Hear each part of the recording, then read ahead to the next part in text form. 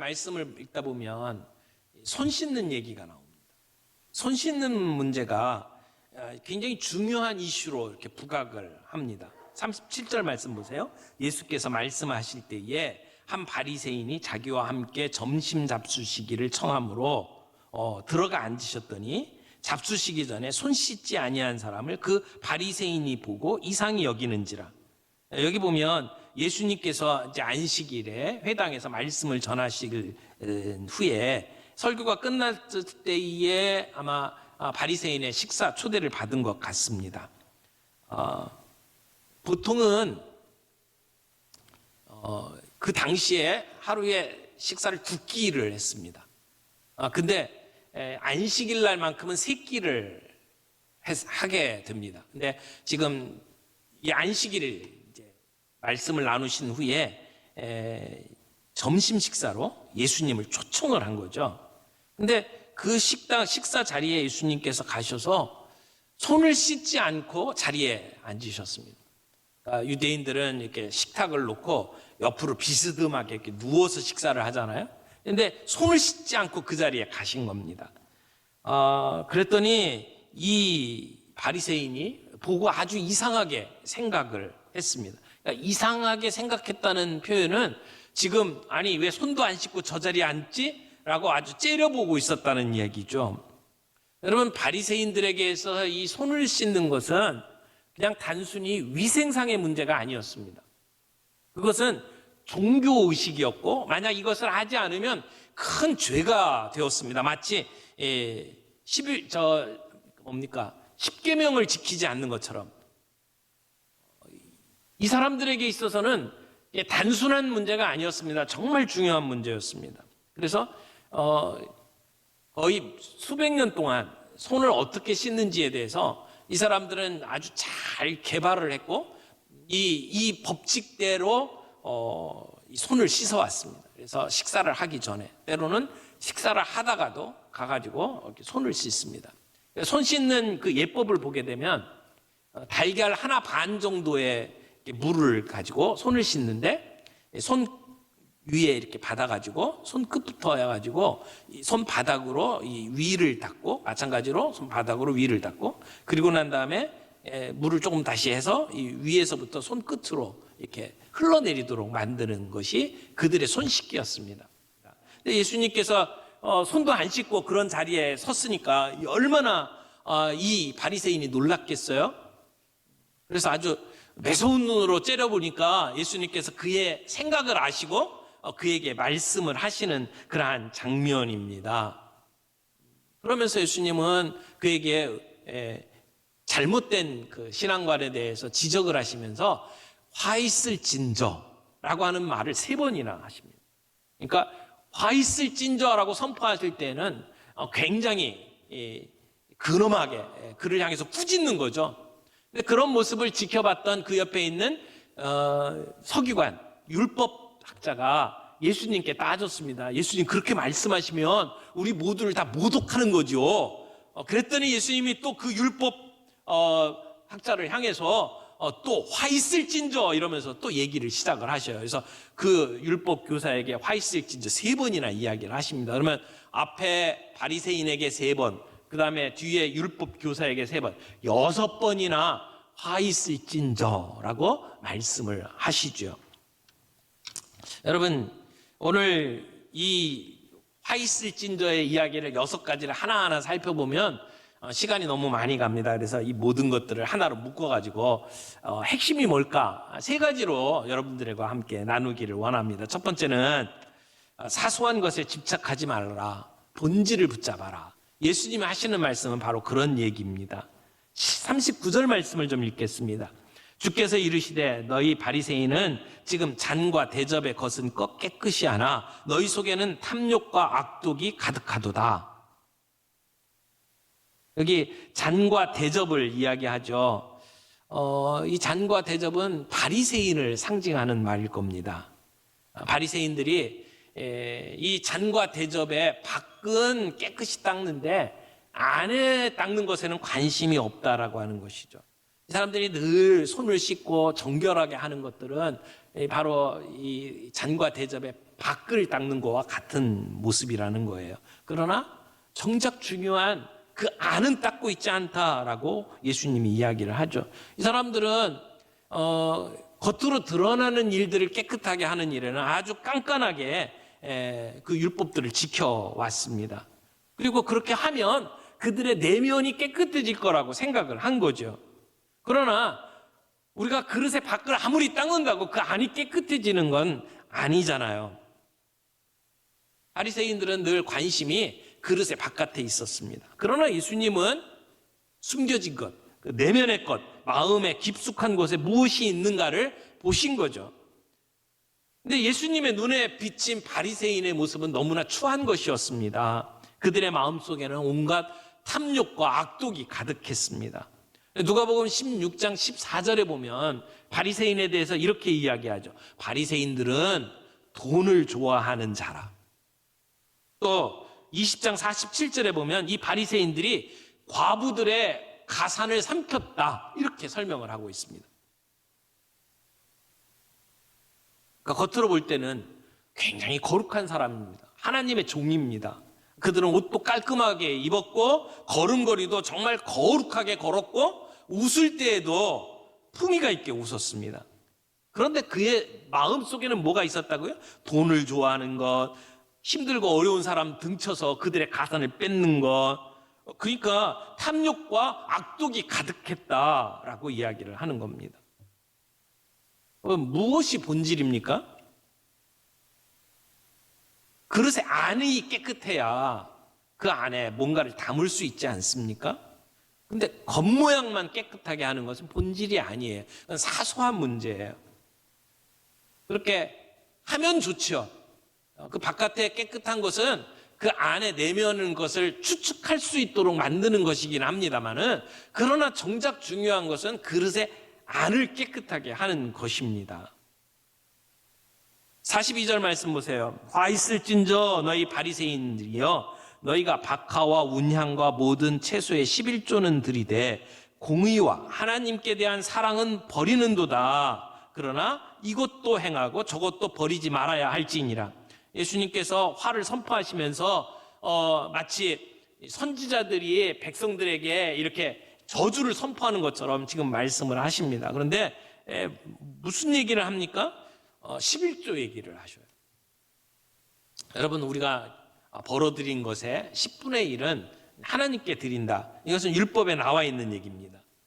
그런데 그러면 11조를 어떻게 드리는 것이 이게 제대로 된 11조일까요? 사람들이 물어봤을 거 아니에요? 우리도 그런 질문들 종종 하잖아요. 11조를 어떻게 드려야 됩니까? 우리가 벌어들인 것에 세금을 떼고 11조를 따져야 됩니까? 거기에 우리가 필요한 것들 예금 다 넣고 난 다음에 나머지를 가지고 11조를 해야 됩니까? 이런 식의 질문들이 있잖아요. 근데 이걸 하나하나 법으로 만들어 가지고 따지면, 그러면 11조의 정신은 어디론가 사라져버리고 나는 이렇게 11조 했습니다 라고 하는 자랑만 남게 됩니다.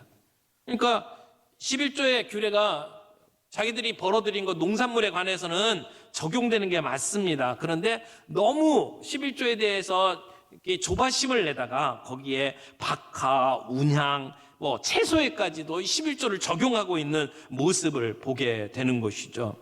그러니까 사소한 것은 아주 깨알같이 법을 만들고 그것을 지키면서도 사실 정말 중요한 11조의 의미는 사라져버리는 거죠. 하나님을 사랑하고 공의를 행하는 건 없어져 버리는 거죠.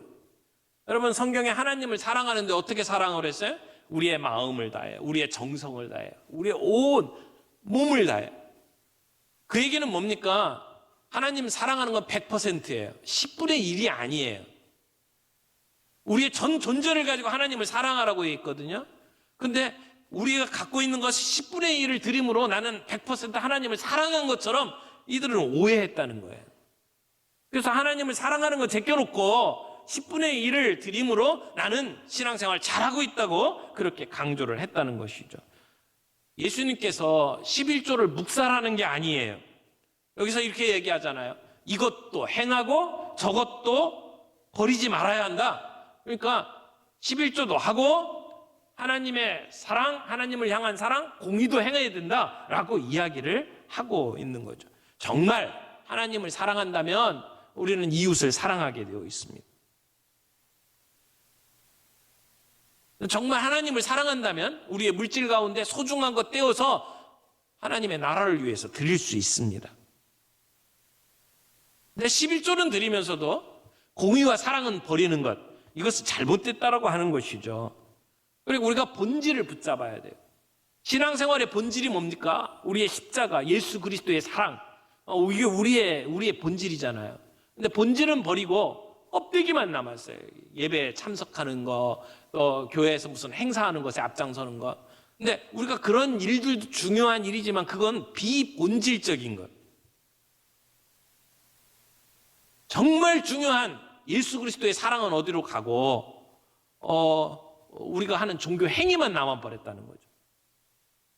그런데 우리는 우리 주님이 우리에게 주셨던 가장 중요한 본질은 어디론가 놓쳐버리고 그런 종교 생활에 익숙해져 버렸다는 것이죠. 이게 바리새인의 문제였습니다.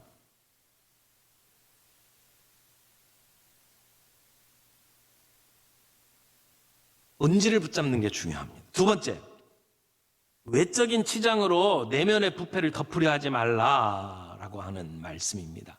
44절 말씀 보겠습니다. 44절 이렇게 돼 있죠. 화 있을진저 너희는 평토장한 무덤 같아서 그 위를 밟는 사람이 알지 못하느니라.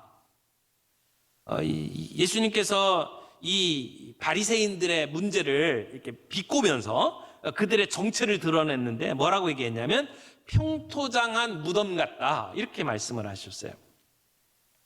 여러분 평토장이 뭔지 아세요? 우리나라는 이렇게 무덤을 만들면 어떻게 하죠?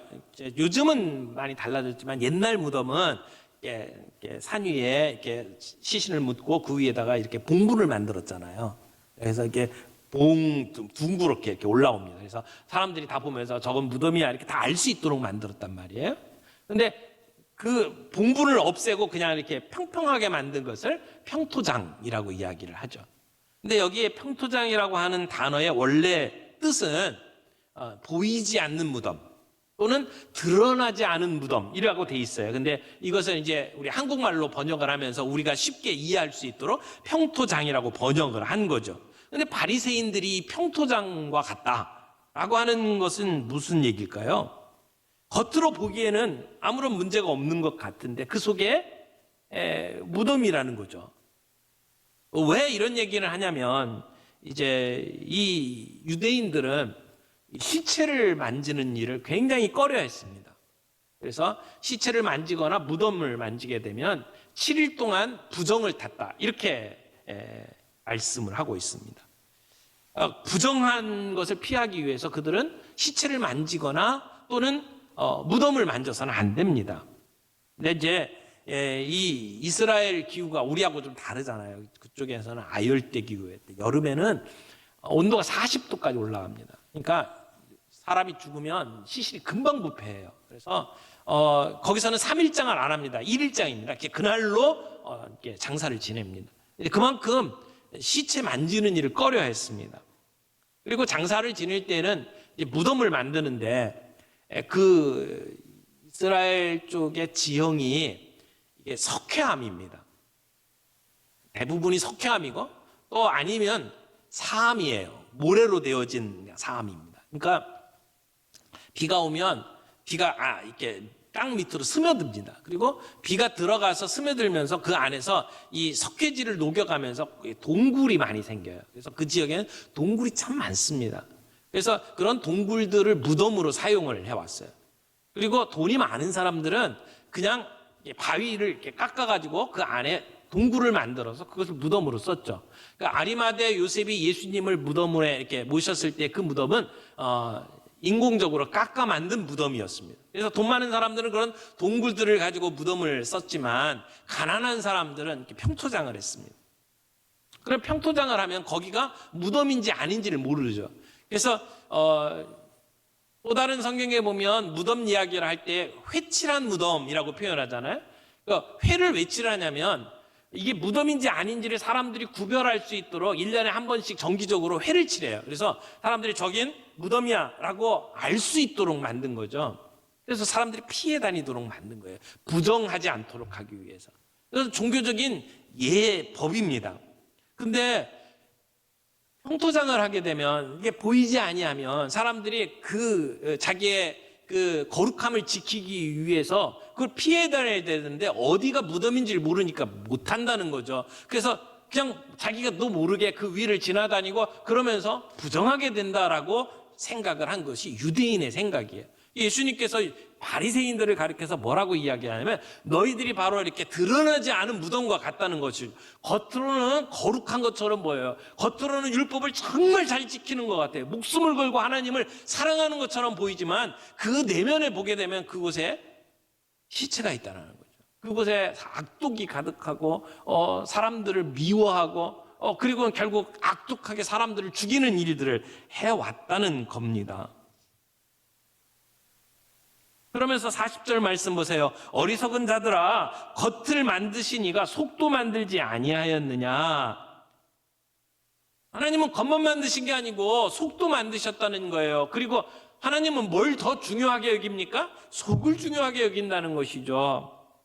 사무엘상 16장 7절에 보면 이렇게 말합니다. 내가 보는 것은 사람과 같지 아니하니 사람은 외모를 보거니와 나 여호와는 중심을 보느니라. 우리 주님은 중심을 보시는 거예요. 우리의 중심을 꿰뚫어 보신다고 이야기를 합니다.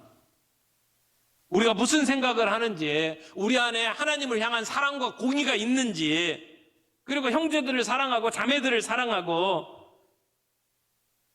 내 안에 있는 욕망을 우리가 억누르고 그리고 이웃을 위해서 헌신하며 살아가고 있는지를 주님 보신다는 겁니다. 그래서 하는 예수님께서 바리새인들을 향해서 화 있을진저라고 이야기하는 것은 바로 이 바리새인들이 겉으로 보이는 것하고 다르다는 것을 계속 이야기를 하고 있는 겁니다. 여러분, 이들에게 중요한 게 뭡니까? 손만 씻는 게 문제가 아니에요. 제가 오늘 설교 제목을 손만 잘 씻는다고 될까 그랬더니 저 옆에 있던 우리 목사님 한 분이 그러더라고요. 목사님, 손만 씻으면 안 되고요. 마스크도 쓰고 거리도 둬야 됩니다. 그러더라고요. 정답이죠. 그러나 성경에서 이야기하고 있는 이 바리새인 모습은 손만 씻는다고 해결되는 게 아니에요. 우리의 마음의 문제를 해결해야 된다는 거죠. 오늘 우리는 겉을 중요하게 여기는 세상에 살고 있습니다. 외모 지상주의라고 이야기를 하잖아요. 그래서 교회마다 아름다운 예배당을 짓는데 혈안이 돼 있어요. 겉으로 드러나는 일에 우리의 마음을 쏟는 거잖아요. 여러분, 오늘 우리 시대가 사람들에게 보여지는 걸 너무 중요하게 생각하니까 막 다닥 뜯어 고치잖아요. 누가 그러더라고요. 우리가 천국에 들어가면 한국 사람들 서는 줄은 따를 거라고요. 그래서 왜 그러냐 그랬더니 하나님께서 원래 지어주신 얼굴하고 너무 달라서 대조하니라고 이렇게 줄이 달 거라고 이야기를 하더라고요. 정말 우리 안에 겉다르고 속다른 것은 없는지 우리가 좀 살펴봐야 합니다. 우리가 종교 생활은 참 열심히 하면서도 그 말씀이 우리에게 주는 말씀이 정말 우리에게 요구하는 대로 살아가고 있는지, 우리 안에 정말 속은 깨끗하게 주님 앞에 세워져 있는지. 일회용 반창고하고 면봉 가지고는 병을 고칠 수가 없습니다. 우리가 겉으로 하는 일들은 그와 같은 용도라고 생각을 합니다. 그러니까 예수를 어떻게 믿어야 됩니까? 할 때 이런 거칠의 것들만 강조해서는 안 된다는 겁니다. 마음을 정결하게 해야 합니다. 우리가 신앙생활하면서 율법주의에 빠지면 안 된다라고 하는 이야기가 그거예요. 종교생활로 신앙생활하면 안 된다는 겁니다. 이렇게 하는 것이 옳은 것이다라고 하는 것을 가만히 살펴보면 그것이 종교생활이에요. 복음이 아니에요.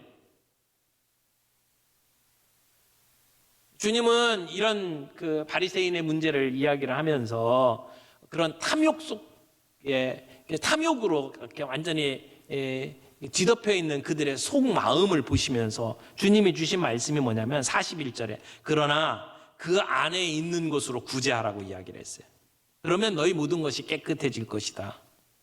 여러분, 외적인 치장으로 우리의 내면을 덮으려고 하지 마십시오.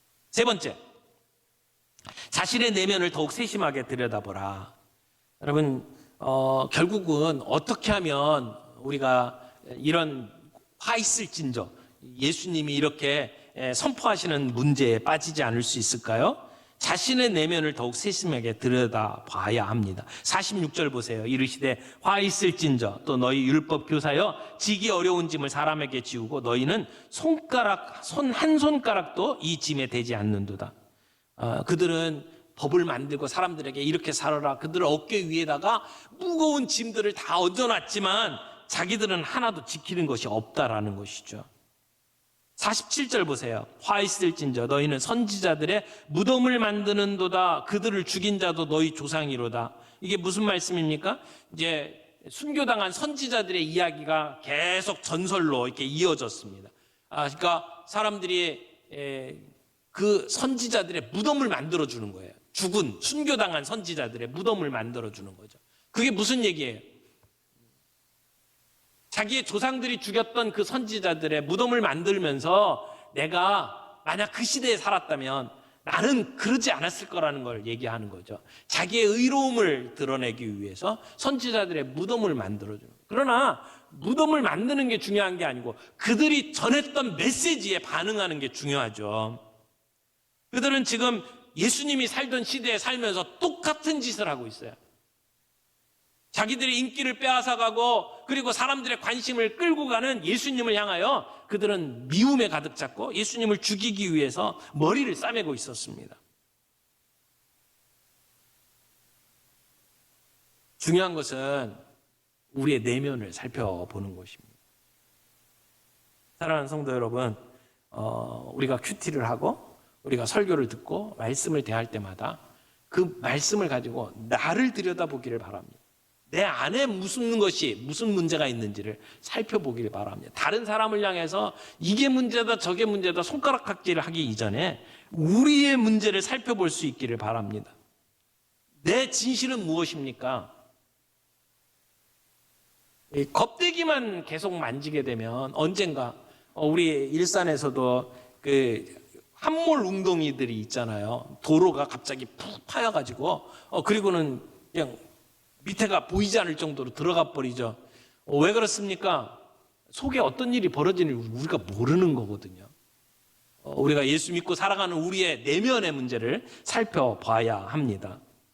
내면 세계를 가지고 우리의 외면을 다스려야지 우리의 겉모습을 가지고 우리의 내면으로 착각해서는 안 된다는 것입니다.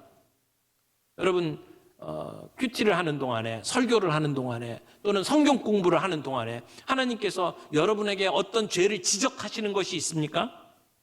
내가 지금까지 알지 못했던 나의 위선을 폭로하는 그러한 말씀들이 있습니까?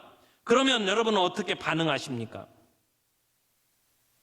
그 말씀을 받아들이고 회개하고 그리고 바른 길을 걸어가야죠. 나에게 비난하고 비판한다고 해서 성질을 낼 것이 아닙니다. 감추기에 급급해서는 안 됩니다. 잘못했으면 잘못했다고 하면 되는 거잖아요. 사랑하는 성도 여러분, 우리 교회가 본질을 붙잡는 교회가 되길 바랍니다. 교회는 건물이 아니에요. 교회는 구호단체도 아니에요. 교회는 서로 이렇게 즐거워하는 사교 집단도 아니에요. 교회는 사업체도 아니에요. 돈 버는 곳도 아니에요. 교회가 뭐예요? 예수 그리스도를 나의 주님으로 고백하며 거듭난 사람들이 함께 모여 하나님의 나라를 일구어가는 사람들의 모임이에요. 말씀이 선포되면 그 말씀 앞에 항복하고 그 말씀대로 살기로 순종하는 것이 우리 교회 공동체의 핵심이에요. 본질을 붙잡기를 바랍니다. 종교 생활을 하지 말고 복음을 붙잡고 함께 살아갈 수 있는 저와 여러분들이 되기를 바랍니다.